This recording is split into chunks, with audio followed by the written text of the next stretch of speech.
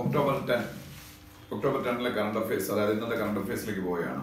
Front page എടുക്കുമ്പോൾ അതിൽ നമുക്ക് ഡിസ്കസ് ചെയ്യാനുള്ള ഒരു കാര്യമില്ല. കാരണം എന്ന് വെച്ചാൽ എഴുതിയെടുക്കാനുള്ള കേസസ് അല്ല, ഇമ്പോർട്ടൻറ്റ് ന്യൂസൊക്കെ തന്നെയാണ്, പക്ഷേ എഴുതിയെടുക്കാനുള്ള ഒന്നുമില്ല. ശബരിമല ഇഷ്യൂ, ഗുജറാത്തിൽ നടക്കുന്ന മൈഗ്രന്റ് ലേബേഴ്സിന് അഗേൻസ്റ്റ് ആയിട്ട് നടക്കുന്ന അറ്റാക്ക്, പിന്നീട് ഒരു തമിഴ് പത്രത്തിന്റെ എഡിറ്ററിനെ അറസ്റ്റ് ചെയ്തത്, അങ്ങനെ ചില കാര്യങ്ങളാണ്. അതൊന്നും exam point of view important അല്ല. അപ്പോൾ അതുകൊണ്ട് നമ്മൾ അതൊന്നും ഡിസ്കസ് ചെയ്യുന്നില്ല, നേരെ ബാക്ക് പേജിലേക്ക് പോകാനാണ്. ബാക്ക് പേജിൽ ഒരു അഡ്വർടൈസ്മെന്റ് ഉണ്ട്. ഈ അഡ്വർടൈസ്മെന്റിൽ നവീൻ പട്നായിക്കിന്റെ ഫോട്ടോ ഉണ്ട്. ഒഡീഷയുടെ ചീഫ് മിനിസ്റ്ററാണ്. കണ്ടിന്യൂസ് ആയിട്ട് 4 ടേമായിട്ട് ഏകദേശം 20 വർഷത്തോളമായി ഒഡീഷയുടെ ചീഫ് മിനിസ്റ്റർ നവീൻ പട്നായിക് ആയിട്ട്. അവർ ആ അഡ്വർടൈസ്മെന്റ് കൊടുത്തിരിക്കുന്നത് എന്താണെന്ന് വെച്ചാൽ, ഇന്ത്യൻ ഹോക്കി ടീമിനെ സ്പോൺസർ ചെയ്യുന്നത് ഒഡീഷയാണ്. ഒഡീഷ എന്നുള്ളൊരു സ്റ്റേറ്റ് ആണ് ഇന്ത്യൻ ഹോക്കി ടീമിനെ സ്പോൺസർ ചെയ്യുന്നത്. നെക്സ്റ്റ് ഹോക്കി വേൾഡ് കപ്പ് നടക്കാൻ പോകുന്ന ഒഡീഷയിൽ വെച്ചാണ്. ഇനി കുറച്ച് ദിവസങ്ങളേ ഉള്ളൂ, നവംബറിൽ സ്റ്റാർട്ട് ചെയ്യും. അപ്പോൾ ഒഡീഷയിൽ നടക്കാൻ പോകുന്ന ഹോക്കി വേൾഡ് കപ്പിനെ കുറിച്ചാണ് ആ അഡ്വർടൈസ്മെന്റ്. അതുകൊണ്ട് നമുക്ക് അത് എഴുതിയെടുക്കാൻ 2 കാര്യങ്ങൾ. ഒന്ന്, ഒഡീഷയുടെ ചീഫ് മിനിസ്റ്റർ നവീൻ പട്നായിക്. 2, ഒഡീഷയിലാണ് world cup hockey tournament November മുതൽ സ്റ്റാർട്ട് ചെയ്യുന്നത്. പിന്നെ ഒരു കാര്യം കൂടെ, ഒഡീഷ ഭരിക്കുന്ന പാർട്ടിയുടെ പേരോട് പഠിച്ചു വെച്ചേക്കാം. BJD ആണ്, Biju Janata Dal. It's A regional political party in Odisha. അതിന്റെ പേര് ബിജു ജനതാദൾ, BJD. അത് കഴിഞ്ഞ് നമ്മൾ സ്പോർട്സ് പേജിലേക്ക് പോകുമ്പോൾ WTA കുറിച്ചൊരു ന്യൂസ് ഉണ്ട്. WTA women tennis association, women ടെന്നീസിനെ കൺട്രോൾ ചെയ്യുന്ന ഒരു സംഭവമാണ് WTA. പുരുഷ ടെന്നീസിന് ATP ആണ്, അസോസിയേഷൻ ഓഫ് ടെന്നീസ് പ്രൊഫഷണൽസ്. ഇപ്പോഴത്തെ world number 1 tennis player Simona Halep ആണ്. World number 1 tennis player Simona, SIMONA, Simona Halep, HALEP, റുമേനിയക്കാരിയാണ്. പുരുഷന്മാരിൽ അത്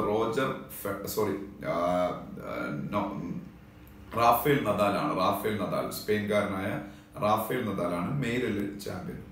മെയിലിൽ first rank. Simona Halep female first rank ആണ്. അപ്പൊ അതിനെ കുറിച്ചൊക്കെ ഉണ്ട്. പിന്നീട് നമ്മൾ അടുത്ത പേജിലേക്ക് പോകുമ്പോൾ 16th പേജിലേക്ക് പോകുമ്പോൾ പങ്കജ് അദ്വാനിയുടെ ഫോട്ടോ ഉണ്ട്. ഇന്ത്യയിലെ ഏറ്റവും മികച്ച ബില്യാർഡ്സ് ആൻഡ് സ്നൂക്കർ പ്ലെയർ. ബില്യാർഡ്സും സ്നൂക്കറിൽ ഇന്ത്യയുടെ നമ്പർ 1 താരം പങ്കജ് അദ്വാനി. അദ്ദേഹമാണ് ഈ വർഷത്തെ വേൾഡ് ബില്യാർഡ്സ് ചാമ്പ്യൻഷിപ്പിൽ ഇന്ത്യ ലീഡ് ചെയ്യുന്നത്. വേൾഡ് ബില്യാർഡ്സ് ചാമ്പ്യൻഷിപ്പ് നടക്കുന്നത് യങ്കൂണിൽ വെച്ചാണ്.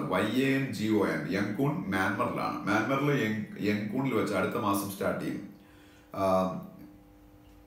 Billiards world cup. അതിൽ ഇന്ത്യ ലീഡ് ചെയ്യുന്നത് പങ്കജ് അദ്വാനിയാണ്. ബില്യാർഡ്സിന്റെയും സ്നൂക്കറിന്റെയും ഇന്റർനാഷണൽ ബോഡിയാണ് IBSF, international billiards and snooker federation എന്നുള്ളൊരു ഷോർട്ട് ഫോമാണ്. International billiards and snooker federation. പിന്നെ ശരത് കമലിനെ കുറിച്ചുണ്ട്. ശരത് കമൽ ഇന്ത്യയുടെ ഏറ്റവും മികച്ച ടേബിൾ ടെന്നീസ് പ്ലെയർ ആണ്, male table tennis player Sharath Kamal. പിന്നീട് സൗരവ് ഖോസലിനെ കുറിച്ചുണ്ട്. സൗരവ് ഖോസൽ, GHOSAL. അദ്ദേഹം ഇന്ത്യയുടെ ഏറ്റവും മികച്ച മെയിൽ സ്ക്വാഷ് പ്ലെയർ ആണ്. Squash, SQUASH. പിന്നെ സുൽത്താൻ ഓഫ് ജോഹർ കപ്പിനെ കുറിച്ചുണ്ട്. അത് ഇന്നലെ ഞാൻ പറഞ്ഞാണ്. Sultan of Johor cup and Sultan Azlan Shah cup, both are hockey tournaments, international hockey tournaments. അത് കണ്ടക്ട് ചെയ്യുന്നത് മലേഷ്യ ആണെന്ന് ഞാൻ ഇന്നലെ പറഞ്ഞതാണ്. അതിൽ ഇന്ത്യ പങ്കെടുക്കുന്നുണ്ട് സുൽത്താൻ ഓഫ് ജോഹർ കപ്പില്. പിന്നെ ഇന്ത്യൻ ക്രിക്കറ്റ് അതിനെ കൺട്രോൾ ചെയ്യുന്ന BCCI, board of control of cricket in India. അതിനിപ്പോൾ അഡ്മിനിസ്റ്റർ ചെയ്യുന്നത് കോർട്ട് അപ്പോയിന്റ് ചെയ്ത ഒരു COA ആണെന്ന് പലതവണ ഞാൻ വീഡിയോയിൽ പറഞ്ഞിട്ടുള്ളതാണ്. COA എന്ന് പറഞ്ഞാൽ കമ്മിറ്റി ഓഫ് അഡ്മിനിസ്ട്രേറ്റേഴ്സ്. അപ്പൊ BCCIയെ ലീഡ് ചെയ്യുന്ന കമ്മിറ്റി ഓഫ് അഡ്മിനിസ്ട്രേറ്റേഴ്സിന്റെ ഹെഡാണ്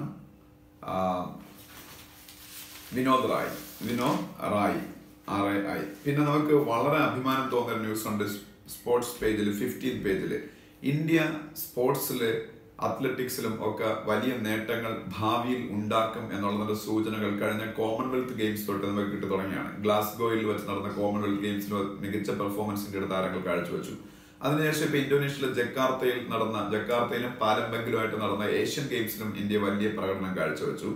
ഇപ്പൊ ഇന്ത്യയുടെ ജൂനിയർ താരങ്ങളും വളരെ നല്ല രീതിയിൽ, ഭാവിയിലെ ഇന്ത്യയുടെ സീനിയർ താരങ്ങളാണ് അവര് നമുക്ക് ബ്യൂണസ് അയേഴ്സിൽ ഇപ്പൊ യൂത്ത് ഒളിമ്പിക്സ് നടന്നുകൊണ്ടിരിക്കുകയാണ്. യൂത്ത് ഒളിമ്പിക്സ് ബ്യൂണസ് അയേഴ്സ്, അർജന്റീനയുടെ ക്യാപിറ്റലായ ബ്യൂണസ് അയേഴ്സിൽ. എന്നാലും ഞാനതിപ്പോ പറഞ്ഞു, ജൂഡോയിൽ ഇന്ത്യയുടെ ഹിസ്റ്ററിയിൽ ആദ്യമായിട്ട് ഏതെങ്കിലും ഒരു ഒളിമ്പിക്സിൽ മെഡൽ ഇന്നലെ ഇന്ത്യക്ക് കിട്ടിയെന്ന് പറഞ്ഞു. അതുപോലെ ഇന്നലെ ഇന്ത്യക്ക് ഹിസ്റ്ററിയാണ് ഇന്ത്യ ക്രിയേറ്റ് ചെയ്തത്.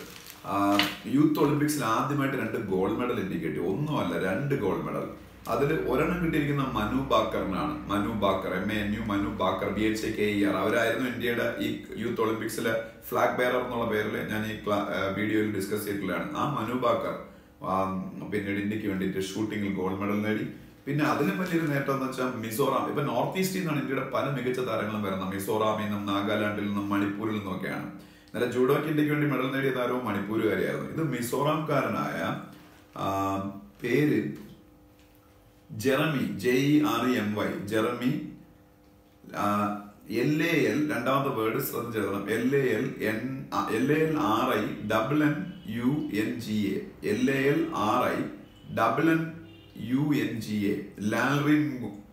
LALRINNUNGA, ലാൽറി നുൻക എന്നാണ് പേര്. ജെറമി, JEREMY, അത് കഴിഞ്ഞ് LALRINNUNGA, ലാൽറി നുൻക എന്ന് പറയുന്ന മിസോറാംകാരൻ ഇന്നലെ ഇന്ത്യക്ക് വെയിറ്റ് ലിഫ്റ്റിംഗിലും ഗോൾഡ് മെഡൽ നേടുന്നു. അപ്പൊ 2 ഗോൾഡ് മെഡലുകളാണ് ഇന്നലെ ഇന്ത്യക്ക് കിട്ടിയത്. ഹിസ്റ്ററിയിൽ ആദ്യമായിട്ടാണ് ഗോൾഡ് മെഡൽ ഇന്ത്യക്ക് കിട്ടുന്നത് തന്നെ. അത് തന്നെ 2 ഒരുമിച്ച് ഇന്ത്യക്ക് കിട്ടി. അർജന്റീനയിലെ ബ്യൂണസ് ഐറിസിൽ നടക്കുന്ന വേൾഡ് യൂത്ത് ഒളിമ്പിക്സിൽ നിന്ന്. അപ്പോൾ ഇന്ത്യക്ക് ഭാവിയിൽ അഭിമാനിക്കാവുന്ന പല സ്പോർട്സ് നേട്ടങ്ങളും ഉണ്ടാകും എന്നുള്ളതിന്റെ സൂചനകളാണ് ഇതിൽ നിന്നെല്ലാം കിട്ടുന്നതെന്ന് നമുക്ക് ഉറപ്പിക്കാം. അതുപോലെ ഹിമാദാസും നീരജ് ചോപ്രയും ഒക്കെ ഇന്ത്യക്ക് ഭാവിയിൽ ഒളിമ്പിക്സിൽ മെഡൽ നേടിത്തരുമെന്ന് നമുക്ക് ഏകദേശം വലിയ ശുഭപ്രതീക്ഷയാണ്. അപ്പം ഇന്ത്യൻ സ്പോർട്സ് രംഗം വളരുന്നു എന്നുള്ളതിന്റെ ഏറ്റവും വലിയ ഉദാഹരണങ്ങളോടും കൂടിയാണ്. പിന്നെ ലോകത്തിലെ ഏറ്റവും പ്രമുഖമായ ടെന്നീസ് ടൂർണമെന്റുകളിലൊന്നായ Shanghai masters tennis tournament start ചെയ്തു.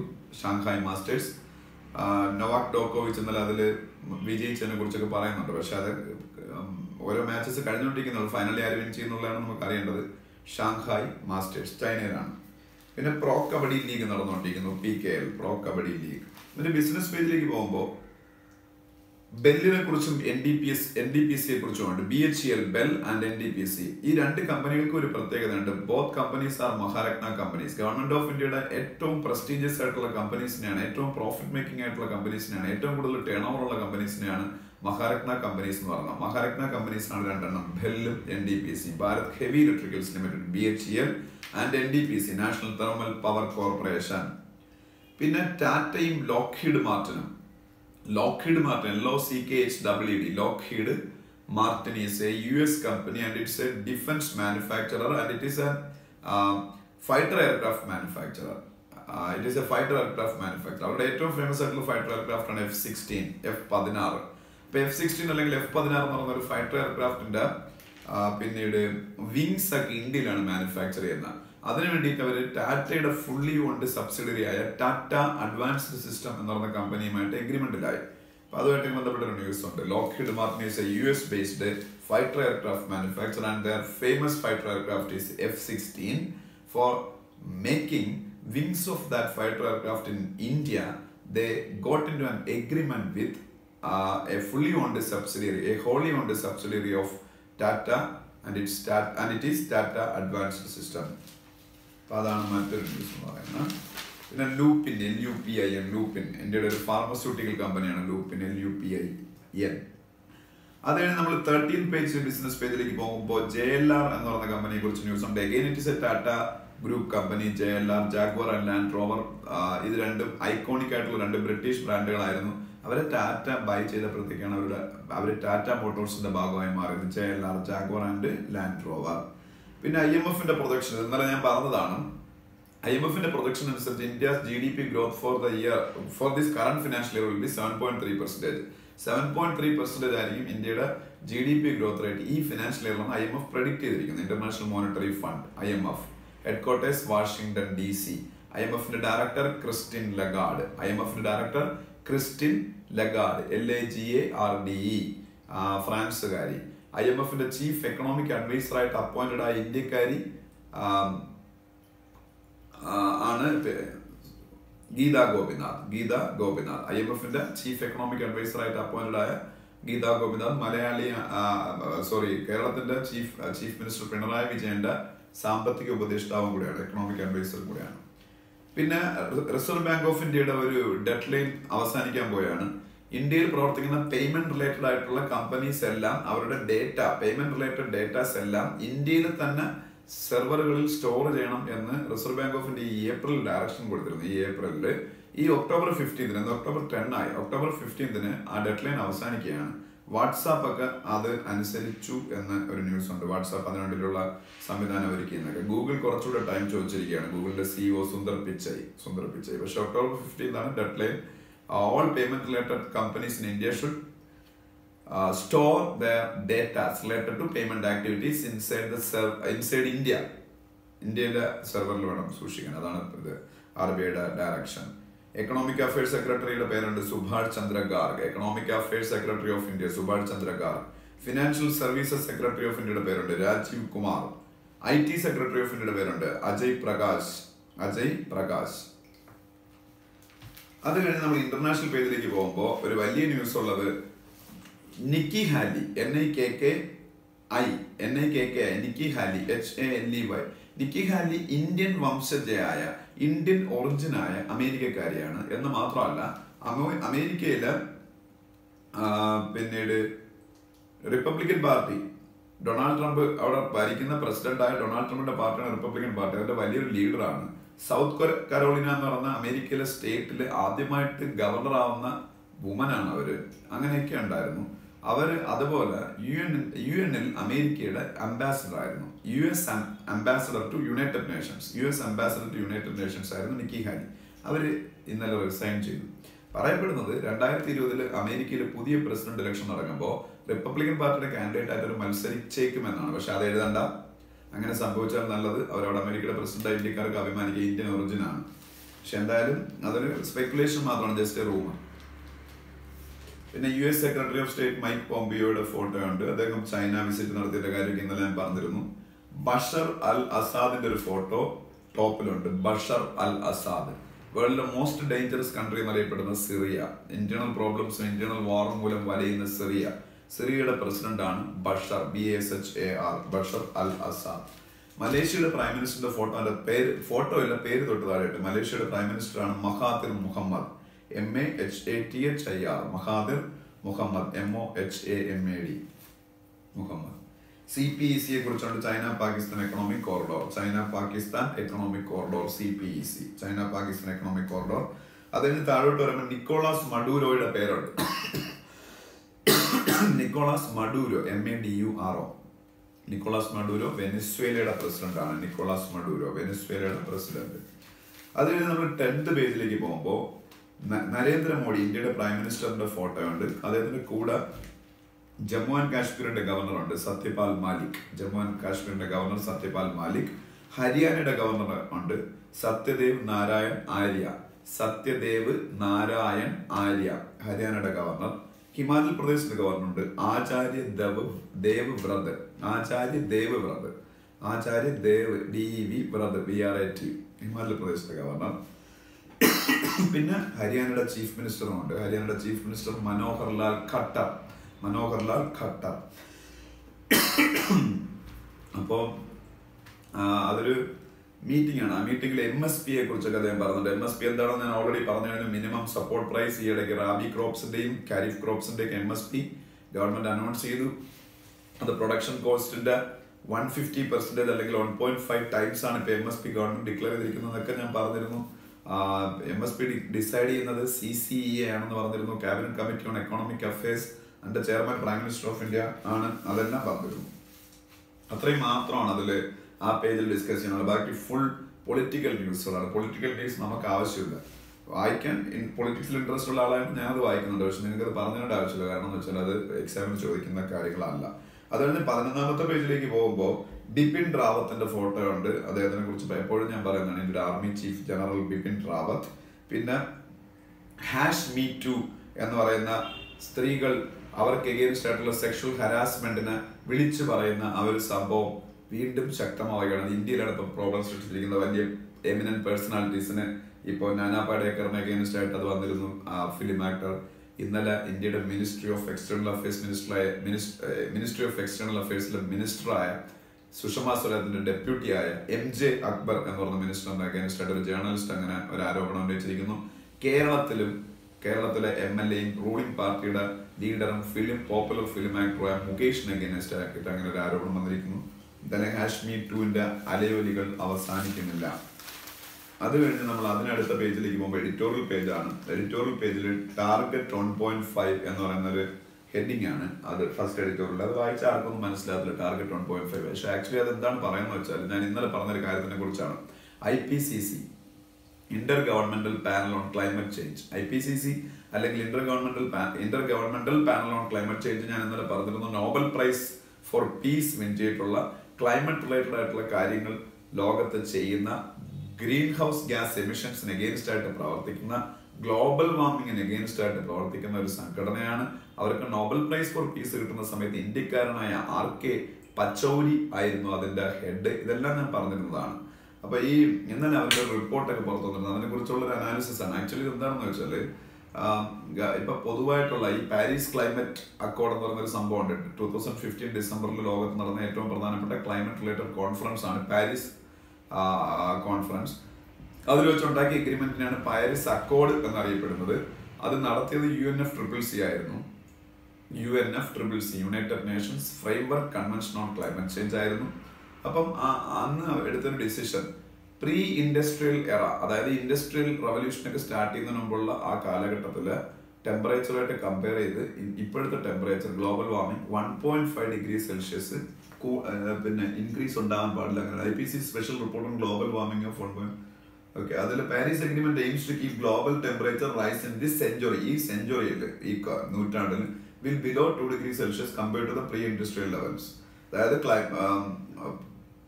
ഗ്ലോബൽ വാർമിംഗ് മൂലം ഒരു സെഞ്ചുറി കൊണ്ട് 2 ഡിഗ്രി സെൽഷ്യസ് കൂടുതൽ പിന്നീട് ടെമ്പറേച്ചർ റൈസ് ഉണ്ടാവാൻ പാടില്ല as compared to pre industrial levels and pursue effect to limit the increase to even further to 1.5 degree Celsius. അതായത് pre industrial എറായിട്ട് കമ്പയർ ചെയ്യുമ്പോൾ 2 ഡിഗ്രി സെൽഷ്യസിൽ കൂടുതൽ ഗ്ലോബൽ വാർമിംഗ് ഉണ്ടാവാൻ പാടില്ല. അതാണ് പാരീസ് അക്കോർഡിന്റെ ഒരു ബേസിക് ആയിട്ടുള്ള ഒരു എഗ്രിമെന്റ് ലോകരാജ്യങ്ങളെല്ലാം അംഗീകരിച്ചിരിക്കുന്നത്, വേൾഡ് കൺട്രീസ് എല്ലാം അംഗീകരിച്ചിരിക്കുന്നത്. അത് പറ്റുമെങ്കിൽ 1.5 ഡിഗ്രി സെൽഷ്യസിൽ കണ്ടെയ്ൻ ചെയ്യാൻ നോക്കണം. അതാണ് ടാർഗറ്റ് 1.5 എന്ന് പറയുന്ന മുകളിലേക്ക് കെട്ടിപ്പെടുത്തേക്കുന്നത്. അപ്പൊ അത് വായിക്കാൻ താല്പര്യമുള്ള ഡീറ്റെയിൽ ആയിട്ട് വായിക്കുക. പിന്നെ രണ്ടാമത്തെ ഏതെന്ന് പറഞ്ഞാൽ അറസ്റ്റ് ദ എക്സോഡസ് എന്നാണ്. അതായത് ഗുജറാത്തില് അവിടെ മൈഗ്രന്റ് ലേബേഴ്സില് ആരോ ഒരു കൊച്ചു പെൺകുട്ടി റേപ്പ് ചെയ്ത് കൊന്നു. അതിനുശേഷം അവിടെ migrant labours from Bihar, UP, different other north Indian States ഉണ്ട്. അവരെല്ലാവരും ടാർഗറ്റ് ചെയ്യാൻ തുടങ്ങി ഗുജറാത്തികൾ. ആ അറ്റാക്ക് പേടിച്ച് ഇവരെല്ലാം ഇന്നസെന്റ് ആയിട്ടുള്ള ആൾക്കാരെ അവിടെ വിട്ടുപോവുകയാണ്. അതാണ് പിന്നീട് അതിനെ കുറിച്ചാണ് രണ്ടാമത്തെ എഡിറ്റോറിയൽ. അത് കഴിഞ്ഞ് അടുത്ത പേജിലേക്ക് പോകുമ്പോൾ ഇന്ത്യയിൽ ആദ്യമായിട്ട് LIC life insurance corporation of India ഒരു ലൈഫ് ഇൻഷുറൻസ് കവറേജ് ഒരു ട്രാൻസ്ജെൻഡർ ആയിട്ടുള്ള ഒരാളിന് കൊടുത്തു, തേർഡ് സെക്സിലുള്ള ആളിന്. അതൊരു ബാംഗ്ലൂരുകാരിക്കാണ്. ബാംഗ്ലൂരുകാരി എന്ന കാരണം എന്ന് പറയാൻ പറ്റില്ല, ഒരു തേർഡ് സെക്സ് ആണ്. അമൂല്യ ചന്ദ്രശേഖർ എന്നാണ് പേര്. അമൂല്യ ചന്ദ്രശേഖർ എന്നുള്ള പേരുള്ള ഒരു ട്രാൻസ്ജെൻഡറിന്, ബാംഗ്ലൂരുകാരിയായ അല്ലെങ്കിൽ അമൂല്യ ചന്ദ്രശേഖർ എന്നുള്ള ട്രാൻസ്ജെൻഡറിന് LIC life insurance corporation of India ഇന്ത്യയിലെ ആദ്യത്തെ LIC life insurance coverage provide ചെയ്തു. അതാണ് പിന്നീട് transgender life insurance coverage provide ചെയ്തത്. അതാണ് അമൂല്യ ചന്ദ്രശേഖർ. FMCG ഞാൻ ഇന്നലെ പറഞ്ഞാണ്, fast moving consumer goods. FMCG മേഖലയിൽ പ്രവർത്തിക്കുന്ന ഏറ്റവും പ്രമുഖമായ കമ്പനികൾ ഇന്ത്യയിൽ ഏതൊക്കെയാണെന്ന് വെച്ചാൽ, ഒന്ന് യൂണിലിവർ, വേറൊന്ന് ITC, 3 പതഞ്ജലി. ഇവരെല്ലാവരും FMCG മേഖലയിൽ ഇന്ത്യയിലെ ഫേമസ് കമ്പനീസ് ആണ്.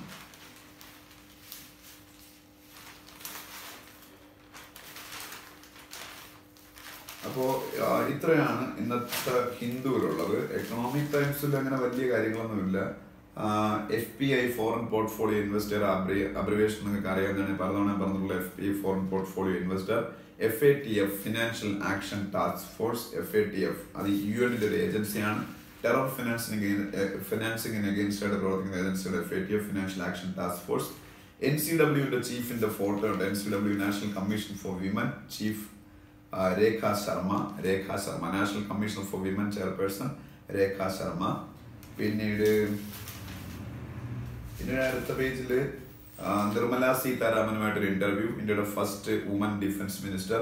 HAL-നെ കുറിച്ച് ഒരു ഇതുണ്ട്. HAL Hindustan aeronautics limited is a Navratna company. Maharatna company കഴിഞ്ഞാൽ തൊട്ട് ധാരാളം കമ്പനീസ് ആണ് Navratna companies. And its headquarters in Bengaluru. അതൊരു എയർക്രാഫ്റ്റ് മാനുഫാക്ചറിംഗ് കമ്പനിയാണ് ഇന്ത്യയുടെ. പിന്നീട് മറ്റ് പേജുകളിലേക്ക് പോകുമ്പോൾ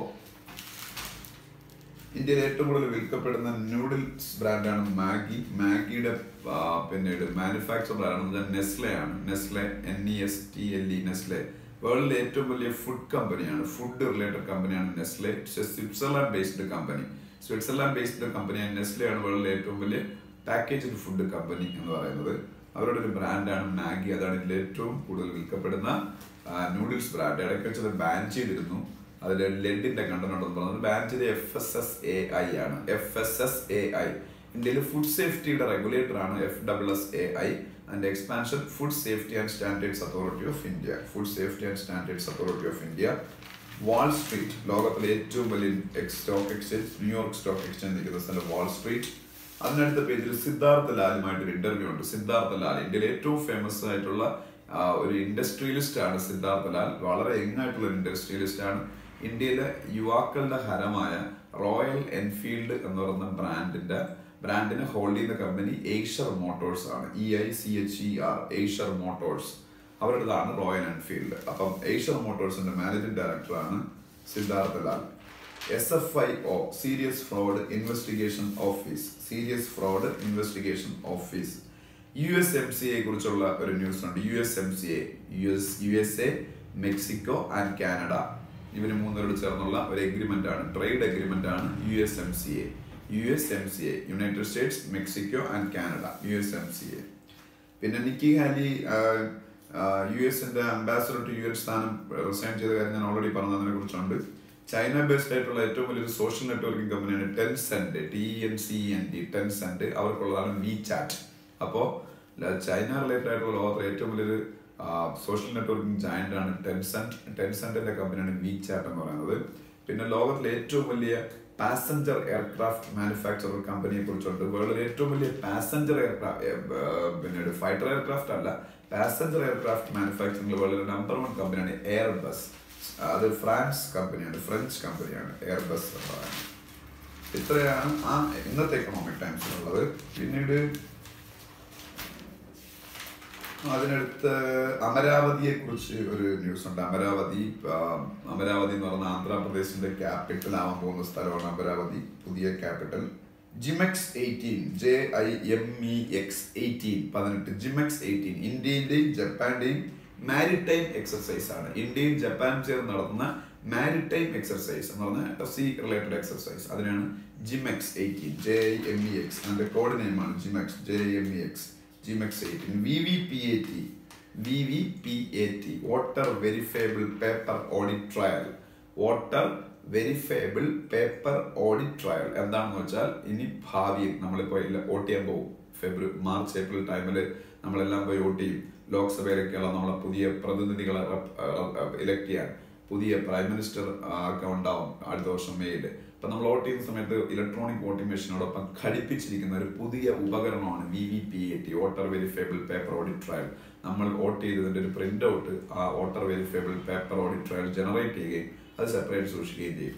വോട്ട് മെഷീനിൽ വോട്ടെണ്ണുമ്പോൾ എന്തെങ്കിലും ഡിസ്പ്യൂട്ട് ഉണ്ടായാൽ അത് ആ പേപ്പർ പ്രിന്റ് ഔട്ട് എടുത്ത് എണ്ണി നോക്കും. അപ്പോൾ അതിൽ നിന്ന് നമുക്ക് മനസ്സിലാക്കാൻ പറ്റും. അതാണ് VVPAT voter verifiable paper audit trial.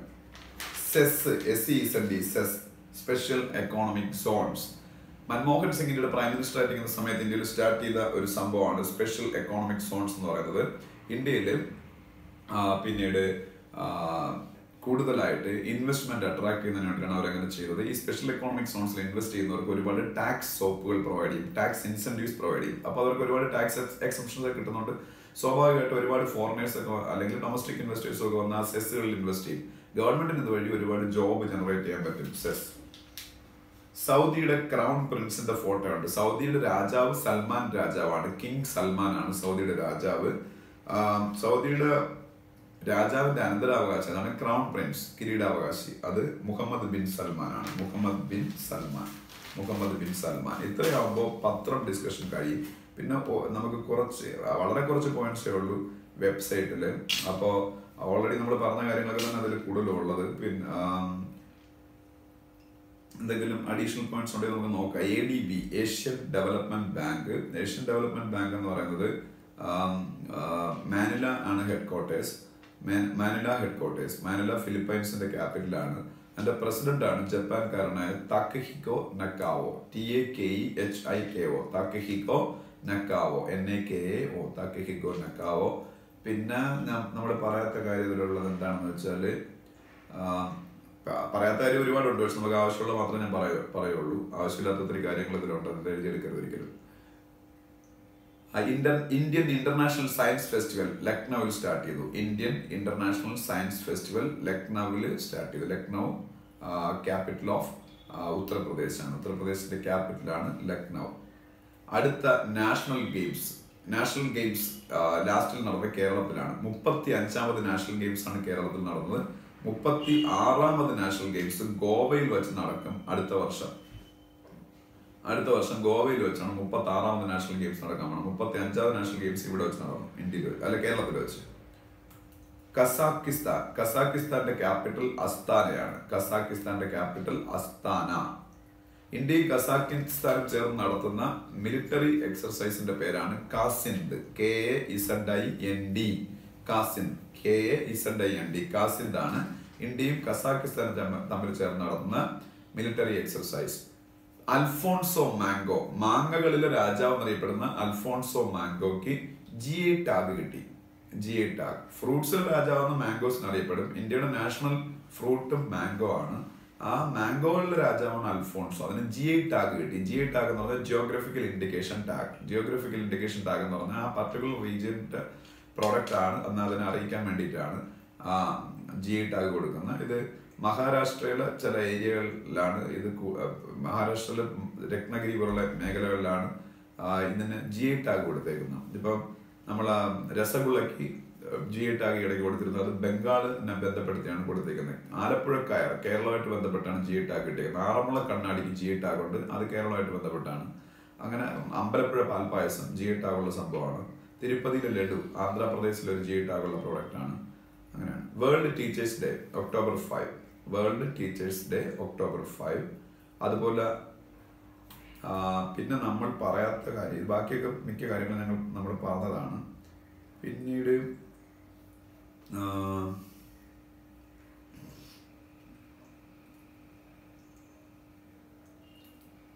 Air force day. ഇന്ത്യയിലെ എയർഫോഴ്സ് ഡേ ആണ് 8th October. അറിഞ്ഞിരിക്കുക, air force day 8th October. Confederation of Indian industry CII. Confederation of Indian industry CIIയുടെ പ്രസിഡന്റ് ആണ് Rakesh Mittal. Confederation of Indian industry CIIയുടെ പ്രസിഡന്റ് രാകേഷ് മിത്തൽ ആണ്, അറിഞ്ഞിരിക്കുക.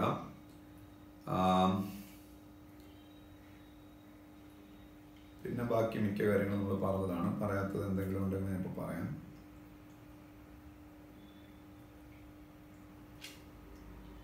ഉത്തരാഖണ്ഡിലെ chief minister, ഇന്നലെ ഞാൻ പറഞ്ഞാണ്, ത്രിവേന്ദ്ര സിംഗ് റാവത്ത്, ഉത്തരാഖണ്ഡിലെ ചീഫ് മിനിസ്റ്റർ. അവിടുത്തെ ഗവർണറാണ് ബേബി റാണി മൗര്യ. MAURYA.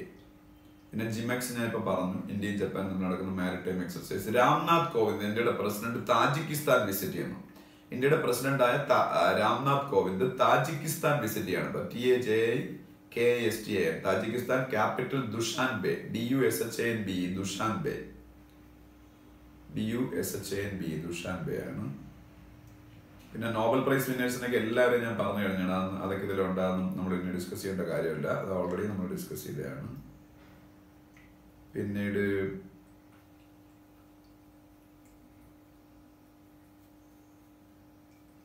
നാഗാലാൻഡ് ഗാന്ധി നട്വർ താക്കർ മരിച്ചത് ഞാൻ പറഞ്ഞു. ഇത്രയാണ് ഇതില് വെബ്സൈറ്റിൽ ഞാൻ ഡിസ്കസ് ചെയ്യാതെ പോയ കാര്യങ്ങൾ. എന്തെങ്കിലുമൊക്കെ ഉള്ളതൊക്കെ എല്ലാം ഞാൻ പറഞ്ഞിരുന്നു. അപ്പൊ ഇതുവരെയുള്ള എല്ലാ കറണ്ട് അഫയേഴ്സും നമ്മൾ അപ്ഡേറ്റഡ് ആണ്. ഒന്നും പെൻഡിങ് ഇല്ല. എല്ലാവരും അത് എഴുതിയെടുത്ത് പഠിച്ചാൽ മാത്രം മതി.